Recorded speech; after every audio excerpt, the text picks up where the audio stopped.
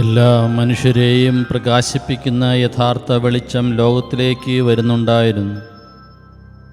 അവൻ ലോകത്തിലായിരുന്നു. ലോകം അവനിലൂടെ സൃഷ്ടിക്കപ്പെട്ടു.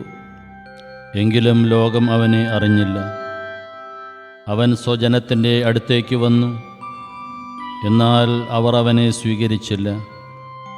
തന്നെ സ്വീകരിച്ചവർക്കെല്ലാം, തൻ്റെ നാമത്തിൽ വിശ്വസിക്കുന്നവർക്കെല്ലാം ദൈവമക്കളാകാൻ അവൻ കഴിവ് നൽകി. അവൻ ജനിച്ചത് രക്തത്തിൽ നിന്നോ ശാരീരികാഭിലാഷത്തിൽ നിന്നോ പുരുഷൻ്റെ ഇച്ഛയിൽ നിന്നോ അല്ല, ദൈവത്തിൽ നിന്നത്രേ. വചനം മാംസമായി നമ്മുടെ ഇടയിൽ വസിച്ചു. അവൻ്റെ മഹത്വം നമ്മൾ ദർശിച്ചു. കൃപയും സത്യവും നിറഞ്ഞതും പിതാവിൻ്റെ ഏകജാതൻ്റേതുമായ മഹത്വം.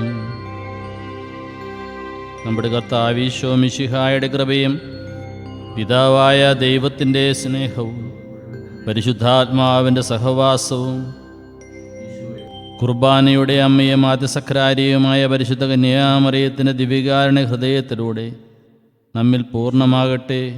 ആമേൻ.